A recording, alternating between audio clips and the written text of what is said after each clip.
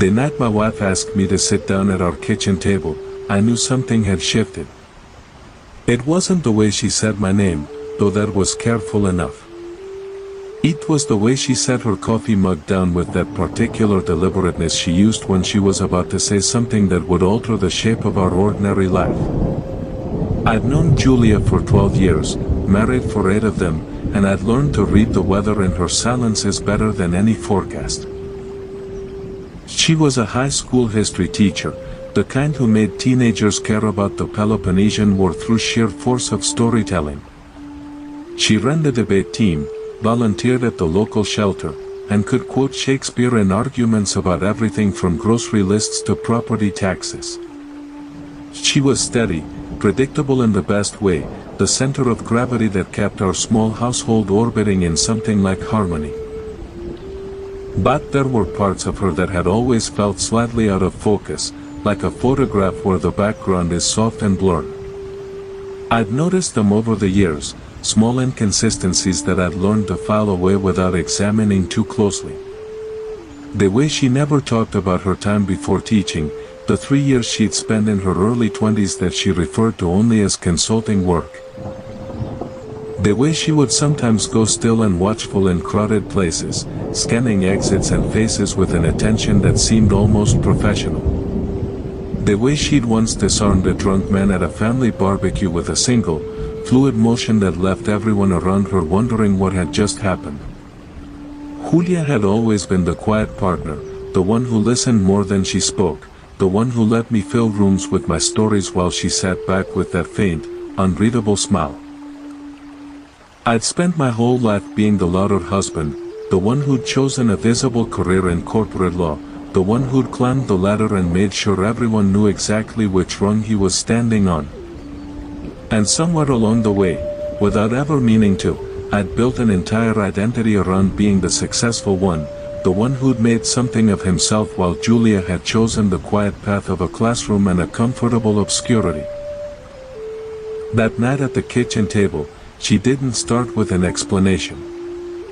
She started with a question, one that landed in the space between us like a stone dropped into still water.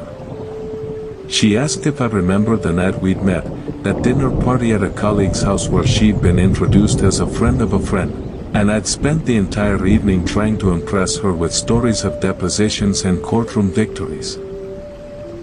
She smiled when she said it, not a bitter smile, but something softer, almost fond, like she was remembering a child's honest performance. I told her I remembered everything about that night, the way she'd worn a simple blue dress that made her eyes look like they held their own weather system, the way she'd listened to my stories with an attention that made me feel like the most interesting man in the room. She nodded slowly, and then she said the words that would unravel everything I thought I knew about our marriage. She told me she'd been listening to me talk about my cases that night, and she'd been thinking about a very different kind of work she'd done, work she couldn't talk about then and could barely talk about now. She told me she'd spent 3 years in her early 20s working for an organization that didn't officially exist, doing things that didn't officially happen, in countries that would never officially acknowledge she'd been there. She told me she'd been trained to notice exits and faces because survival had once depended on it. She told me she'd disarmed that drunk man at the barbecue with a technique she'd learned in a basement in Virginia from a man who'd spent his career teaching people how to end confrontations before they began. She told me all of this in the same even, measured tone she used to explain the causes of World War I to her students, and I sat there with my coffee growing cold in my hands, trying to reconcile the woman I'd shared a bed with for 8 years with the stranger who was suddenly sitting across from me. I didn't speak for a long moment. I didn't know what to say. Part of me wanted to laugh, to treat it as an elaborate joke, the kind of absurd confession that couples make to test each other's trust. But there was something in her eyes that stopped me, something flat and unyielding that I'd never seen there before. She wasn't joking. She wasn't testing me. She was telling me the truth, and somewhere in my chest, a door I hadn't known existed swung open onto a room I'd never been permitted to enter. He asked her why she was telling me now, after all these years, and she looked down at her hands, those capable hands that had graded 1,000 papers and cooked 1,000 meals and held our son on the night he was born, and she told me that someone from her old life had found her. Not an enemy, not a threat, just a thread from a tapestry she'd thought she'd left behind forever. And once a thread starts pulling, she said, you never know what else might come unraveled. She told me about the call she'd received the previous week, a number she didn't recognize with an area code she'd memorized years ago and hoped she'd never see again. The voice on the other end had been familiar, gravelly and warm, the voice of a man she'd trusted with her life in rooms with no windows on nights that didn't officially exist. They'd been passing through, he said, wanted to see if she was still alive, still thriving, still the person he remembered. He hadn't asked for anything, hadn't threatened anything, just wanted to hear her voice and confirm that the years since had been kind to her. But the call had done something to her, cracked something open that she'd spent a decade carefully sealing shut. She'd hung up the phone and stood in our kitchen, surrounded by the ordinary debris of our ordinary life, and felt for the first time in years the weight of all the things she'd never told me. He asked her if she was in danger, if this man's call meant something was coming, something that would threaten our family. She shook her head slowly, and I saw something like gratitude flicker across her face, gratitude that my first instinct had been to protect her rather than to recall. She told me she wasn't in danger, not in the way I meant, but she was in something else, something harder to name. She was in the strange, disorienting space between two versions of herself, the woman who'd done things she couldn't speak of and the woman who'd built a life on the foundation of that silence. And she was tired, she said, so tired of carrying the weight of it alone. She'd chosen the silence because it was the only honorable choice, because the work she'd done belonged to other people more than it belonged to her, because telling me would have meant telling me things that weren't hers to share. But she'd also chosen it because she was afraid that if I knew who she really was, I wouldn't recognize her anymore. He reached across the table and took her hand, that familiar hand that had held mine through every ordinary crisis of our life together. I told her I didn't care what she'd done or where she'd done it. I told her I'd married her, all of her, even the parts she'd kept hidden. I told her I'd never once felt like she was a stranger, even in the moments when I'd sensed something unspoken between us.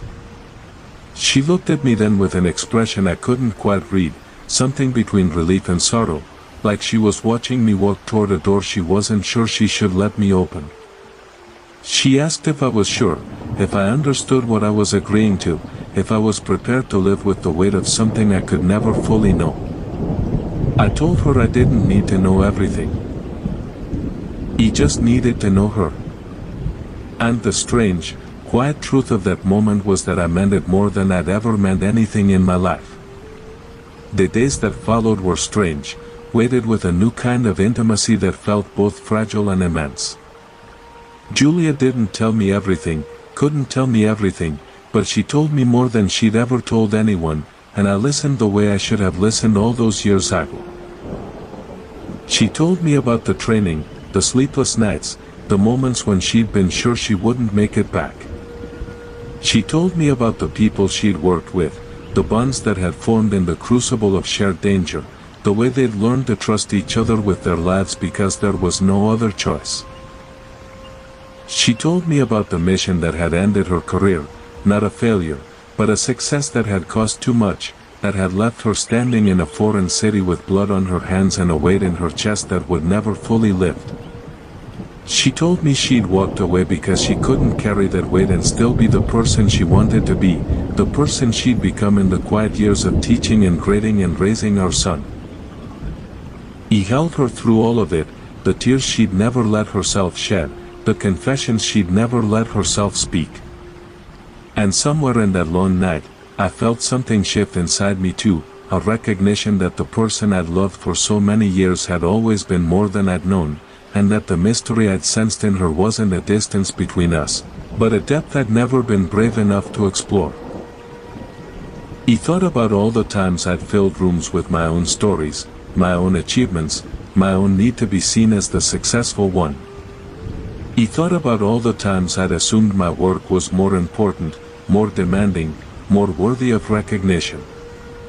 And I felt a slow, creeping shame at how small I'd made her without ever meaning to, how I'd unconsciously cast her as the quiet supporting character in a story where I was the lead. They never corrected me, never pushed back, never demanded to be seen as anything other than what I'd assumed she was. And that, I realized, was its own kind of courage, a courage I was only beginning to understand. The thread Julia had mentioned, the one that had started pulling at her silence, turned out to be only the beginning. A week after her confession, she received another call, this time from a man who introduced himself as a retired colonel, someone who'd worked alongside her in those unspoken years. He was organizing a reunion of sorts, a gathering of the people who'd served in the same shadowy unit, and he wanted her to come. She told me about it with the same careful deliberation she'd used at the kitchen table, watching my face for a reaction I didn't know how to give. She said she didn't have to go, that she could stay in the life we'd built together, that nothing required her to open that door again. But I could see in her eyes that something had shifted, that the call from the colonel had stirred something she'd thought she'd buried for good. He told her to go. I told her I'd hold down the fort, take our son to school, grade her papers if she needed me to. I told her she'd spend enough years carrying her silence alone, and if she needed to stand with the people who understood that silence, she should go and stand with them. She looked at me for a long moment, and then she did something I'll never forget. She reached across the table and took my hand, the same gesture I'd made to her, and she said thank you. Not the casual thank you of everyday life, but the weighted, trembling thank you of someone who'd been holding her breath for a decade and had finally been given permission to exhale. He didn't know then what that reunion would mean, what it would cost her to go, or what it would bring back into our lives that we'd both rather leave buried. But I knew, in that moment, that I'd made the right choice. I'd chosen to see her fully, all of her, even the parts one didn't understand. And that choice, more than any other I'd made in our marriage, would define the years to come. The reunion was held in a nondescript hotel on the outskirts of Washington, D.C., the kind of place that could have been anywhere and was deliberately designed to be forgettable. Julia left on a Thursday morning, packed light, kissed our son goodbye with a tightness around her eyes that I recognized as the same expression she wore when she was about to do something difficult. He watched her drive away and felt the strange, hollow quiet of a house without her in it, the way the rooms seemed to hold their breath until she returned. I didn't hear from her that first night, hadn't expected to. She'd told me the gathering was off the grid, no phones, no outside contact, just the people who'd once shared a life that didn't officially exist. He tried to go about my ordinary routine, took our son to soccer practice, made dinner, answered work emails, but my mind kept drifting to her, to the rooms she was sitting in, to the faces she was seeing for the first time in years. She came back 3 days later, and I knew before she said a word that something had changed. She looked different, not in any obvious way, but in the quality of her stillness, the way she moved through our house like she was seeing it for the first time. I asked her how it went, and she sat down at the kitchen table, the same table where she'd made her confession, and told me everything she could. The reunion had been a reckoning, she said, a gathering of people who'd spent years carrying the same weight she'd carried, the same silence, the same unspoken understanding of what they'd done and what it had cost them. So many of them had thrived in the years since, built new lives, new families, found peace in the ordinary rhythms of civilian existence. Others had not, had been hollowed out by the things they'd seen, the things they'd done, the things they could never speak of to the people who loved them. She told me about a woman who'd spent 5 years in a psychiatric facility, a man who'd lost his marriage and his children to the weight of his secrets, another man who'd simply disappeared one day and had never been found. She told me she'd stood in that room full of broken and surviving people and realized, for the first time, how lucky she was. Not because she'd escaped the damage, she hadn't, but because she'd managed to build something real on the other side of it. A husband who loved her without needing to understand everything. A son who filled their house with noise and chaos and joy. A life that had meaning and purpose, even if that meaning had nothing to do with the shadow work she'd once done. She told me she'd realized, in that room, that she'd been carrying her silence not just for the sake of the work, but because she'd been afraid that if she let it go, she'd lose the life she'd built on top of it. She'd been afraid that the weight of who she used to be would crush the woman she'd become. And somewhere in that reunion, surrounded by people who understood the cost of that fear, she'd finally let herself believe that both versions of her could exist in the same space. That she didn't have to choose between her past and her present. That she could be both the woman who'd done unspeakable things in service of something larger than herself, and the woman who graded papers and made pancakes and read bedtime stories. She looked at me across the table, and I saw something in her eyes I'd never seen before. Not relief, exactly, but something close to it. A settling. A quiet acceptance of the weight she'd been carrying. She told me she'd made a decision at that reunion, one that involved me, one that would change everything. She told me she'd been offered a position, not with the organization she'd once served, but with a new one, a private firm that worked on the edges of the same world, doing the same kind of work but in a different capacity. The offer had come from the retired colonel who'd called her, a man who'd spent years trying to find honorable work for the people who'd served in the shadows, work that didn't require them to disappear again, work that let them come home at night and be ordinary. She told me she'd said no at first, told him she'd left that life behind, told him she had a family now, a son, a husband, a life she wouldn't risk. But he'd pushed back gently, told her the work was different now, safer, more contained, more about consulting and strategy than about the kind of operations she'd once run. And she'd felt something stir in her, something she'd thought was dead, a spark of the person she'd been before she'd chosen silence. She asked me what I thought, what I'd want her to do, and I felt the weight of the question settle on me like a physical thing. I could have said no, could have asked her to stay in the safe, predictable life we'd built together, could have told her I didn't want to share her with the shadow world ever again. But I looked at her, really looked, and I saw the person I'd fallen in love with, the person who'd always had depths I'd never fully explored.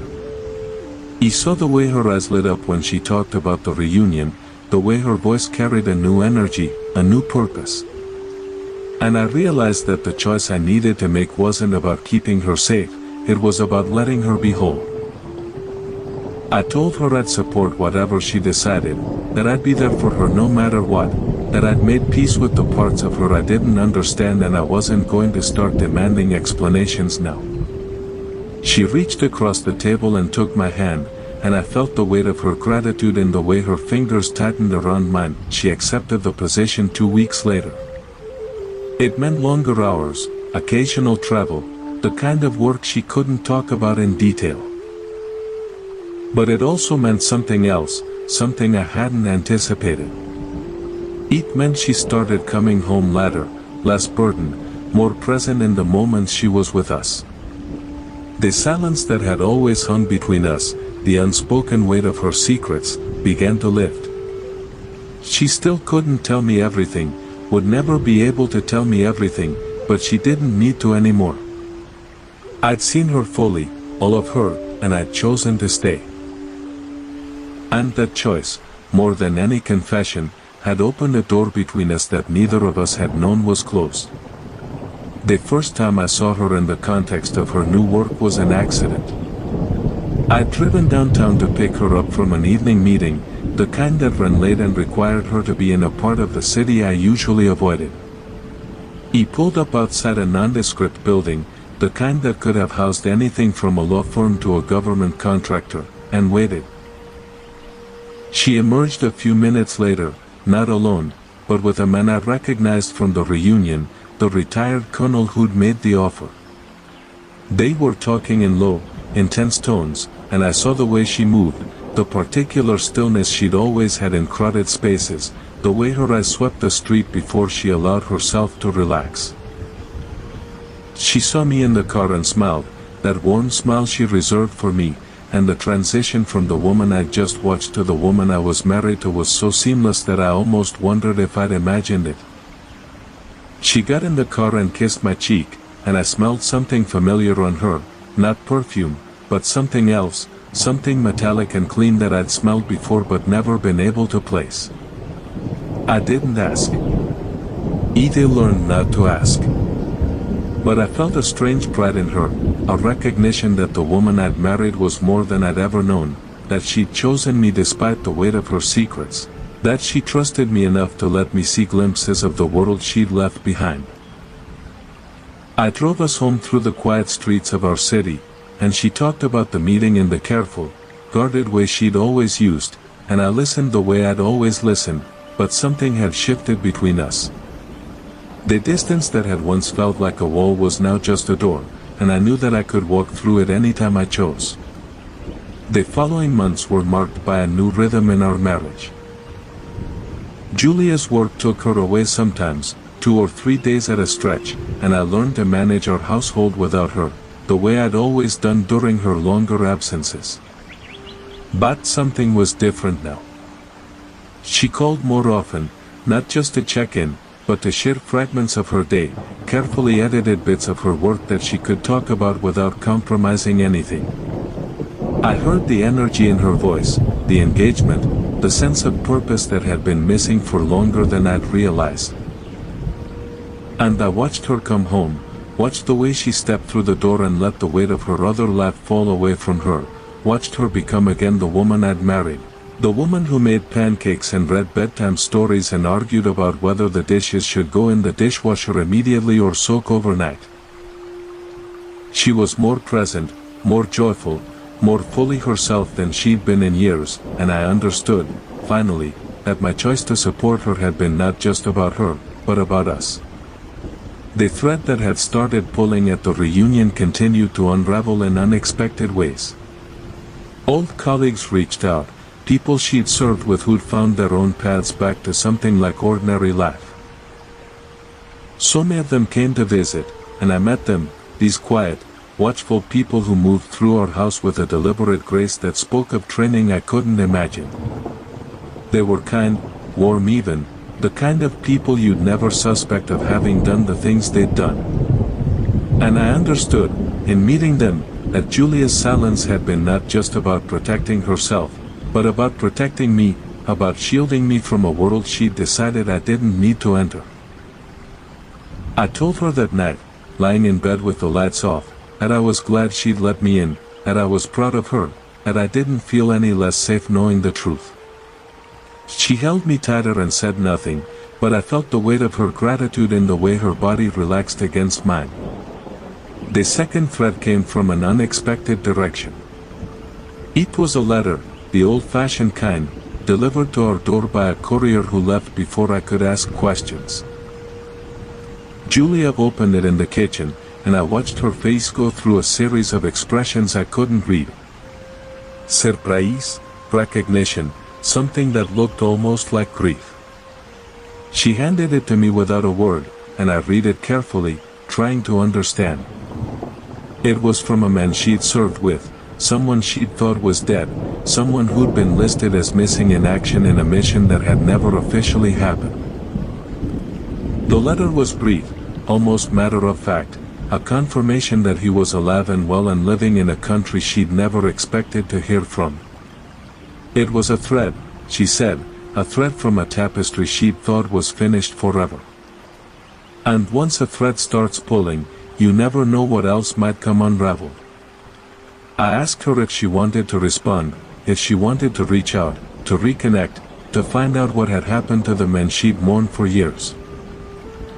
She looked at me with that same careful expression, the one she wore when she was about to do something difficult. She told me she didn't know what she wanted, that the letter had opened something she'd thought was closed, that she needed time to think.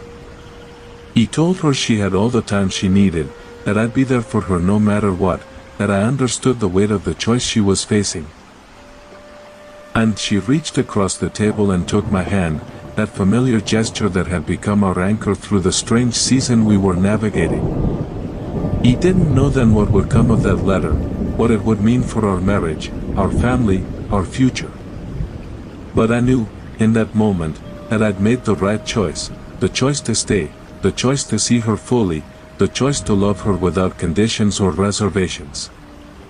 And I knew that whatever came next, we'd face it together.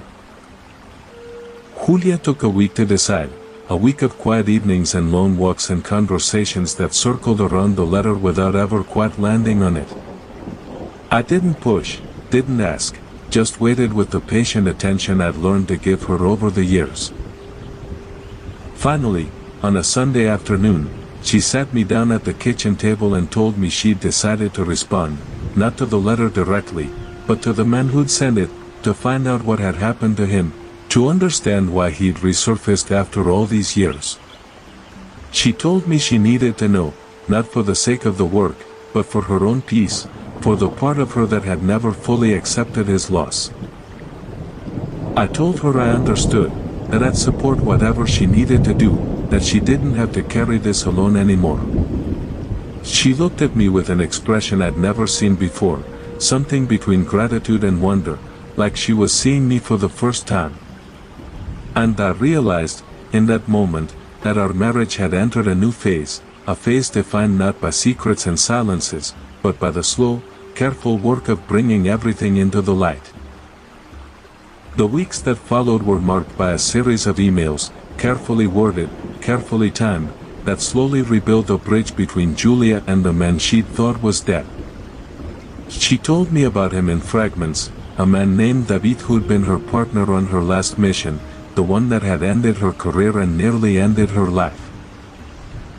She told me he'd been the one who'd pulled her out of a burning building, the one who'd carried her to safety when she couldn't walk, the one who'd held her hand while she waited for the medics she wasn't sure would come.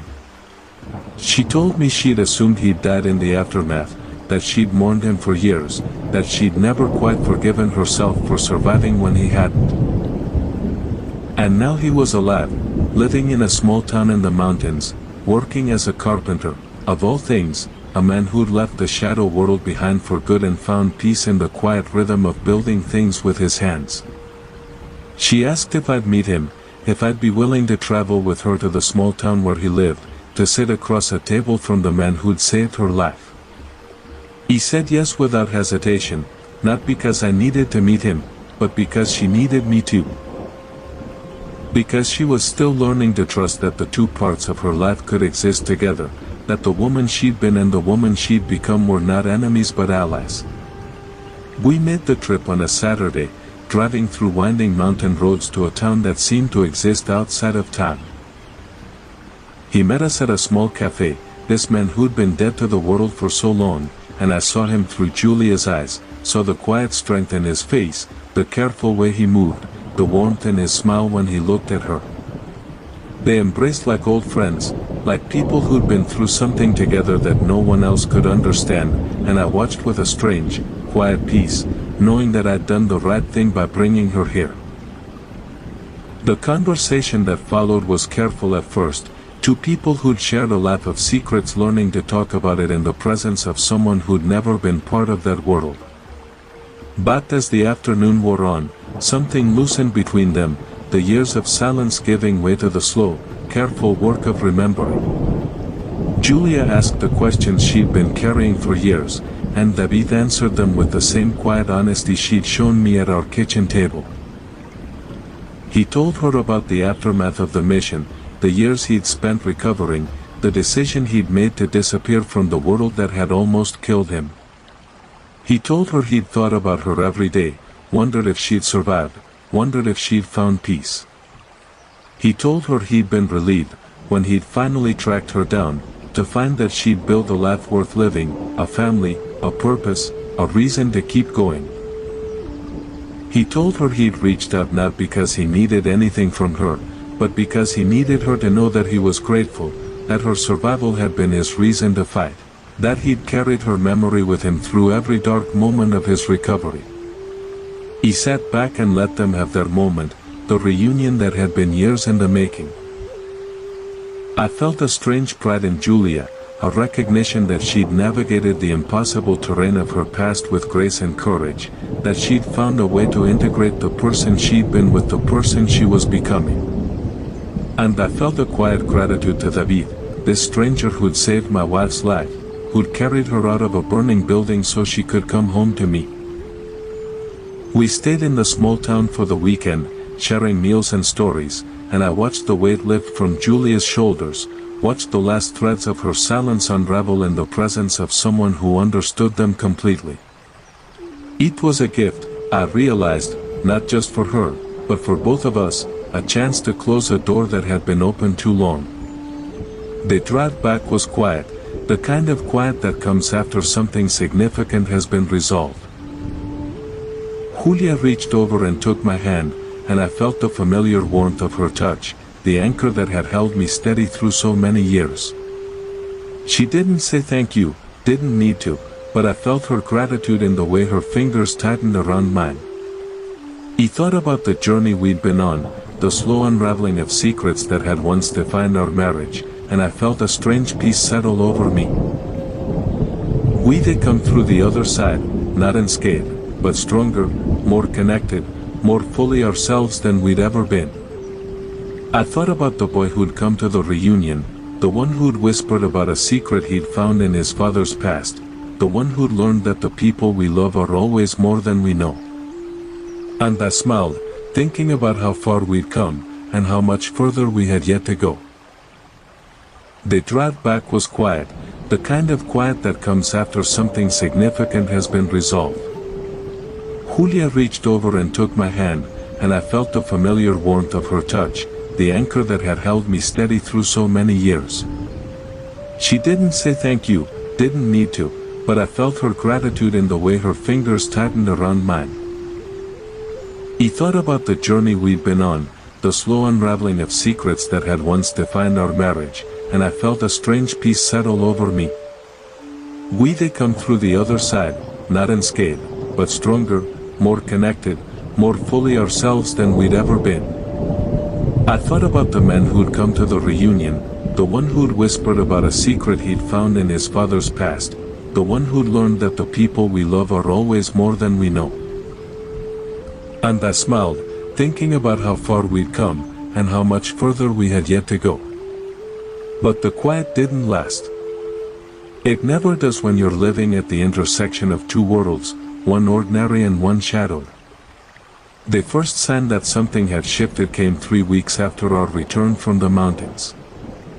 Julia had settled back into her routine, teaching her classes, grading papers, the familiar rhythm of our everyday life. But I noticed things I hadn't noticed before, small things that added up to something larger. She was sleeping less, tossing more, waking in the middle of the night with a start that she couldn't explain. She was checking her phone more frequently, not scrolling through social media like the rest of us, but staring at the screen with a focused intensity that reminded me of the way she'd scanned exits at crowded restaurants. She was distracted, distant, her mind clearly somewhere else even when her body was in our living room, our kitchen, our bed. I didn't push. I'd learned that pushing never worked with Julia, that the more I pressed, the more she retreated into the careful silence she'd spent years perfecting.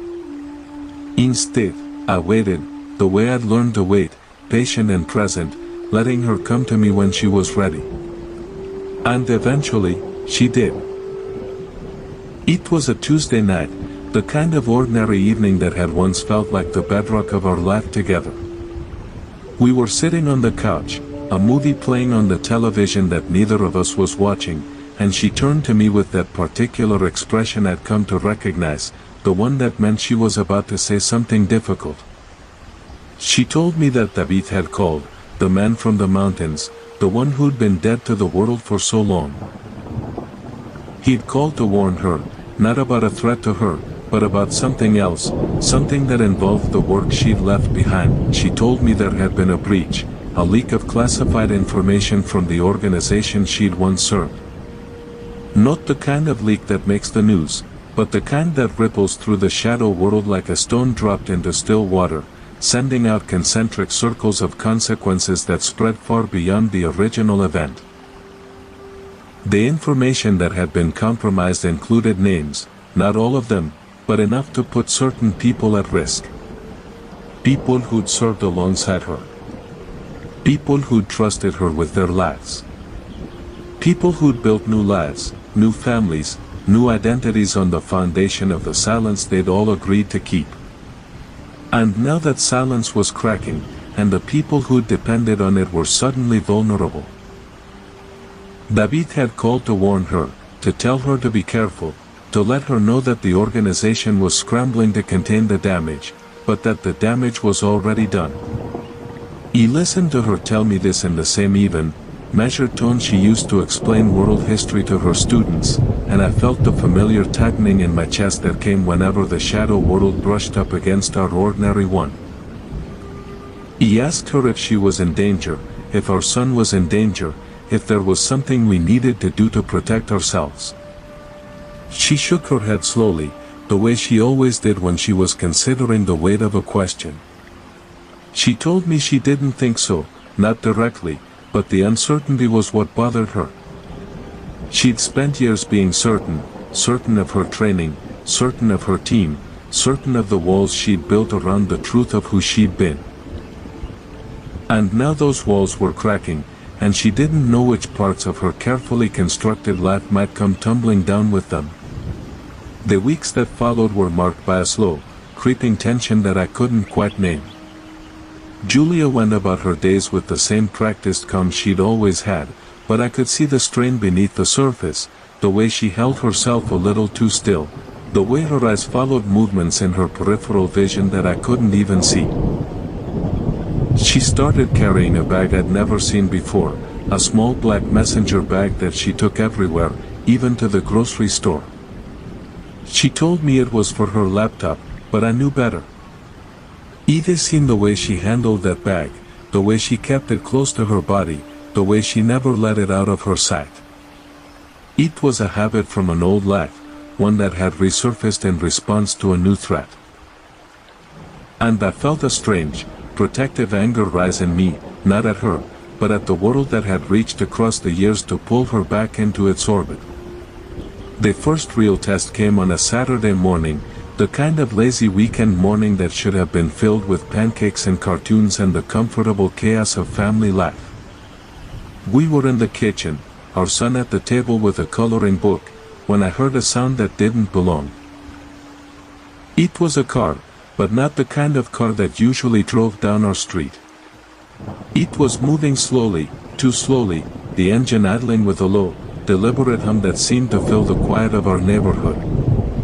He looked at Julia, and I saw the change in her before she even moved. Her body went still, that particular stillness I'd learned to recognize, the one that meant she was scanning, assessing, calculating.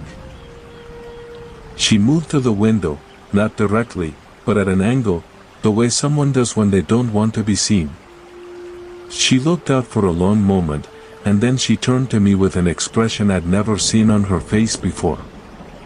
She told me to take our son to the basement. She told me not to argue, not to ask questions, just to go.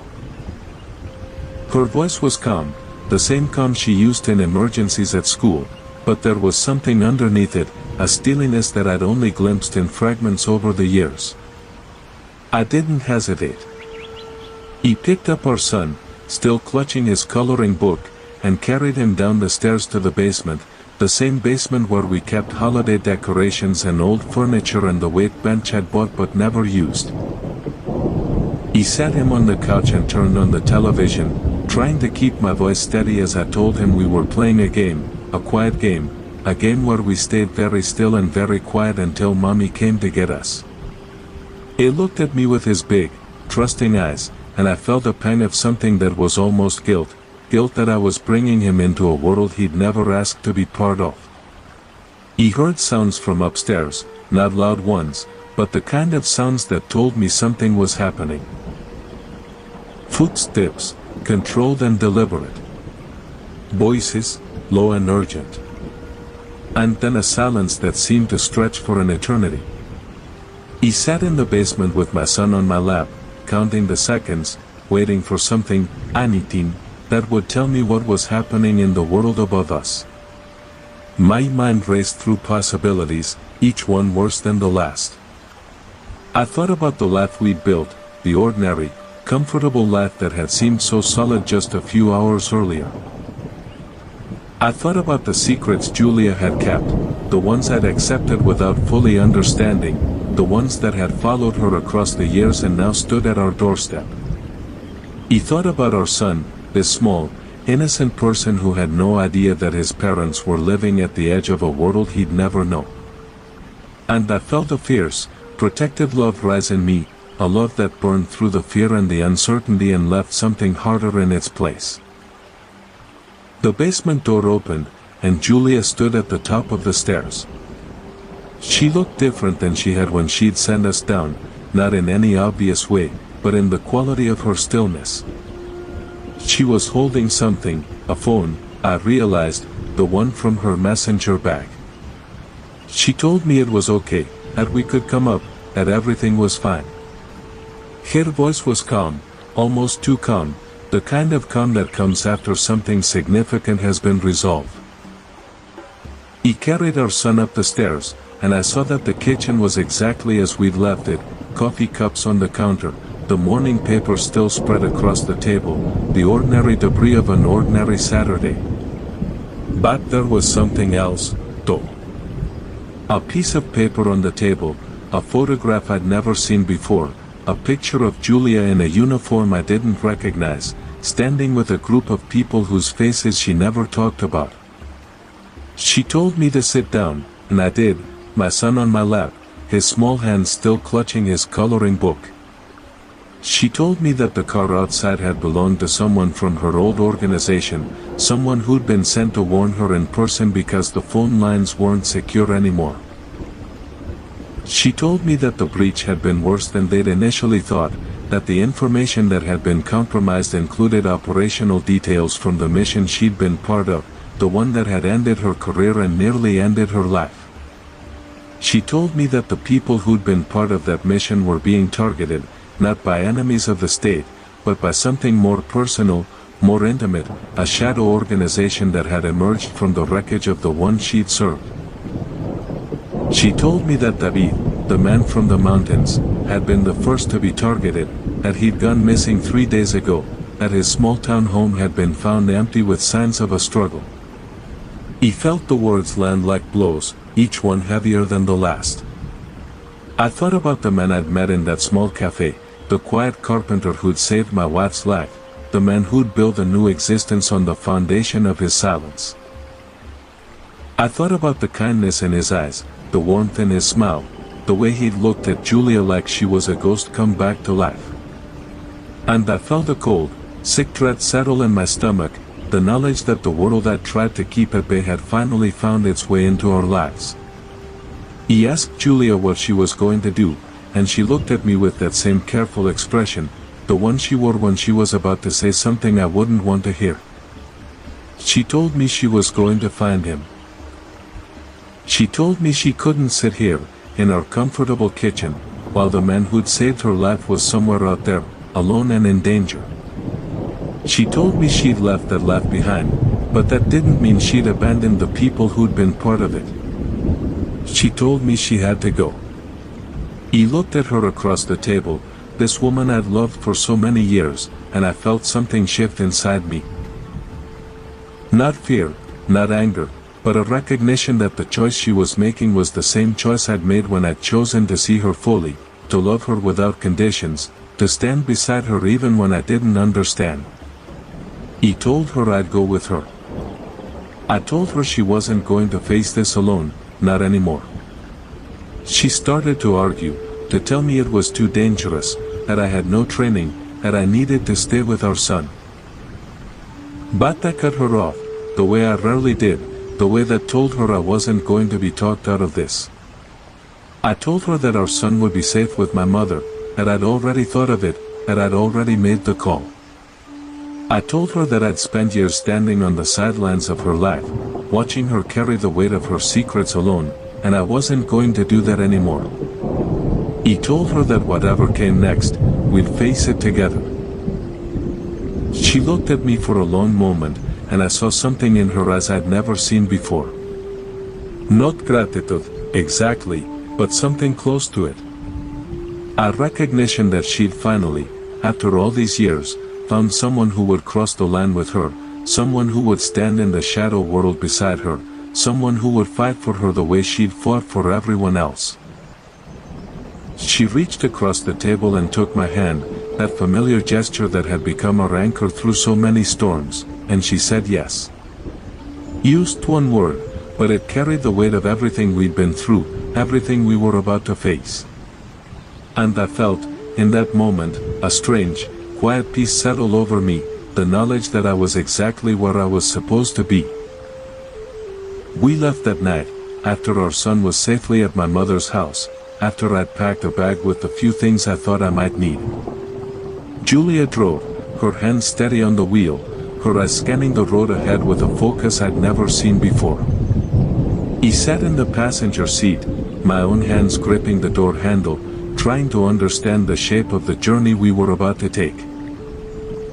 She told me she had a plan, a lead she'd been following since David's disappearance, a thread that might take us to the people who'd taken him. She told me it wouldn't be easy, that we might not make it back, that I needed to understand the risks before we went any further.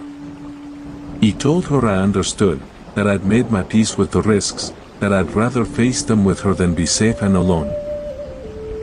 She reached over and squeezed my hand, and I felt the familiar warmth of her touch, the anchor that had held me steady through so many years. The first stop was a nondescript warehouse on the outskirts of the city, the kind of place that could have been anything, a storage facility, a distribution center, a front for something darker. Julia pulled the car into a shadowed corner and killed the engine. She sat for a moment, her hands still on the wheel, her eyes fixed on the building in front of us. Then she turned to me and told me to stay in the car, to keep the doors locked, to wait for her no matter what. I started to argue, but she cut me off with a look that told me this wasn't negotiable. She told me she needed to know I was safe, that she couldn't do what she needed to do if she was worried about me. She told me she'd come back, that she always came back, that I just needed to trust her. I nodded, not because I was convinced, but because I knew arguing would be pointless. I watched her get out of the car, watched her move across the dark lot with that particular stillness she had, the one that made her seem almost invisible against the night. And then she was gone, swallowed by the shadows of the warehouse, and I was alone with my fear and my love and the strange, quiet hope that she was right. The minutes stretched into what felt like hours. I sat in the car, my eyes fixed on the warehouse, my mind racing through possibilities. I thought about our son, safe at my mother's house, probably asleep by now, dreaming of superheroes and spaceships and the ordinary world he'd never know was threatened. I thought about the life we'd built, the comfortable, predictable life that had seemed so solid until the night Julia had sat me down at our kitchen table and told me the truth.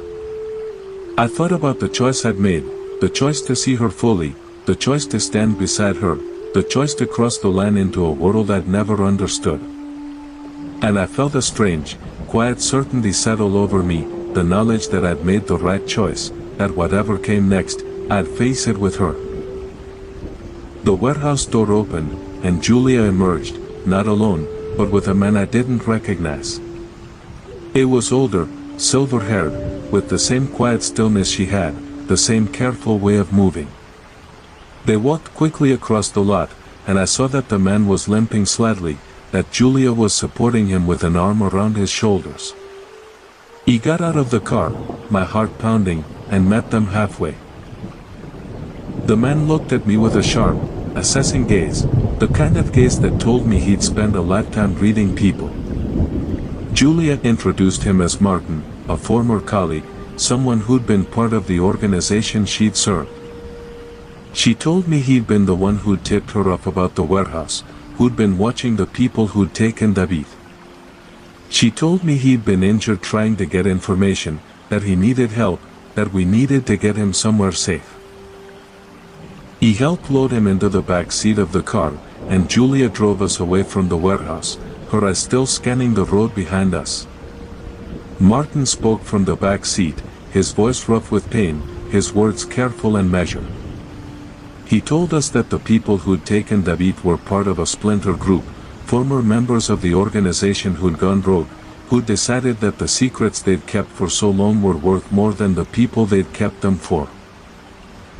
He told us they were looking for something, a piece of information that had been buried in the wreckage of the old organization, something that could give them leverage over the people who'd once served alongside them. He told us they believed David knew where it was, that they were trying to force it out of him, that time was running out. Julia's hands tightened on the steering wheel, and I saw something in her face I'd never seen before. Not fear, not anger, but a cold, focused determination that seemed to transform her into someone I barely recognized. She asked Martin where they'd taken David, and he gave her a location, an abandoned military installation in the mountains, the kind of place that had been off the grid for decades. She nodded, her jaw set, and I knew in that moment that we were going to that place, that we were going to find David, that nothing would stop her from bringing him back. He reached over and put my hand on her arm, and she glanced at me, her eyes softening for just a moment. She told me to hold on, to stay with her, to trust her. And I did, because there was nothing else to do, because I'd made my choice a long time ago. The drive to the mountains took most of the night. Julia drove with a focused intensity that I'd never seen before, her eyes never leaving the road, her hand steady on the wheel. Martin slept fitfully in the back seat, his breathing shallow, his wounds clearly more serious than he'd let on. He sat in the passenger seat, watching the landscape change from city to suburb to the dark, winding roads of the mountains, and I felt a strange, quiet calm settle over me. We were heading into something dangerous, something I didn't fully understand, but I wasn't afraid. I was with Julia, and Julia was the strongest person I'd ever known. The abandoned installation sat at the end of a long, overgrown road, a collection of buildings that had been left to the elements for decades. Julia parked the car in a thicket of trees, and we moved on foot, Martin leading the way despite his injury, his knowledge of the layout guiding us through the dark. He followed behind them, my heart pounding, my senses heightened in a way I'd never experienced before. We reached the main building, a concrete structure that loomed against the night sky, and Julia signaled for us to stop. She listened for a moment, her head tilted, her eyes scanning the shadows. Then she moved forward, and I followed, stepping into a world that had once been hers, a world I'd never fully understood. The inside of the building was dark and cold, the air thick with the smell of dust and decay. We moved through a series of hallways, Martin's whispered directions guiding us, until we reached a door that Julia seemed to recognize. She paused, her hand on the handle, and turned to me. She told me to stay behind her, to do exactly what she said, to trust her. I nodded, my throat tight, and she pushed open the door. The room beyond was a cell, bare concrete walls, a single light bulb hanging from the ceiling, a figure huddled in the corner. It was David, battered and bruised but alive, his eyes widening in recognition when he saw Julia. She crossed the room in 2 swift strides, kneeling beside him, her hands gentle as she checked his injuries. He spoke, his voice rough and weak, telling her that the men who'd taken him were still in the building, that they were looking for something he didn't have, that they'd be back soon. Julia nodded, her expression unreadable, and helped him to his feet. And then we heard them, footsteps in the hallway, voices raised in command. Julia's hand went to the bag she was carrying, the small black messenger bag I'd seen her protect so carefully. She told me to get David out, to get him to the car, to wait for her. He started to argue, but she cut me off with a look that told me this was not negotiable. I took David's arm, supporting him as we moved toward the door, and I looked back over my shoulder to see Julia standing in the center of the room, her bag in her hand, her face set in an expression of cold determination. The door swung open, and I didn't see what happened next. I was already moving down the hallway, David's weight on my shoulder, the sound of a struggle echoing behind me. He got David to the car, helped him into the back seat, and then I stood there, in the dark, my heart pounding, my eyes fixed on the building. The minutes stretched like hours, and I felt a cold dread settle into my bones, the fear that I'd made a terrible mistake, that I'd let her go alone, that I'd lost her. I was about to go back, to find her, to bring her out, when the door opened again and she emerged, moving quickly across the compound, the bag still in her hand. She reached the car, her face pale but her eyes clear, and she told me to drive. I didn't ask questions, didn't need to. I just got in the driver's seat and drove, leaving the abandoned installation behind us, heading back toward the life we'd left. The drive back was quiet, the kind of quiet that comes after something significant has been resolved. David slept in the back seat, Martin next to him, their injuries tended to as best we could. Julia sat in the passenger seat, her hand in mine, her eyes fixed on the road ahead. She told me, later, what had happened in that room, how she'd used the skills she'd learned in that basement in Virginia, how she'd ended the threat without ending anyone's life, how she'd found the information the rogue operatives were looking for and destroyed it, how she'd made sure it would never be used to hurt anyone again. She told me she'd left that life behind, but that didn't mean she'd forgotten how to fight for the people who mattered to her. And I felt a strange, quiet pride in her, a pride that went beyond anything I'd ever felt before. We made it home 2 days later, our son safe and sound at my mother's house, our ordinary life waiting for us like it had never been interrupted. David went back to his small town, Martin to his own quiet existence, and Julia and I returned to the rhythm of our days. But something had changed between us. The secrets that had once defined our marriage were gone, replaced by a deeper understanding, a more profound trust. She still couldn't tell me everything, would never be able to tell me everything, but she didn't need to anymore. I'd seen her fully, all of her, and I'd chosen to stay. And that choice, more than any confession, had opened a door between us that neither of us had known was closed. I think about that night sometimes, the night I sat at the kitchen table and watched my wife become a stranger. I think about the choice I made, the choice to see her fully, the choice to stand beside her, the choice to cross the line into a world I'd never understood. And I know, with a certainty that goes beyond logic or reason, that I'd make that choice again. Every time. Without hesitation. Because Julia is not just my wife, not just the mother of my son, not just the woman who makes pancakes and grades papers and reads bedtime stories. She is also the woman who fought for her people, who carried her secrets with dignity and grace, who trusted me enough to let me into the darkest corners of her past.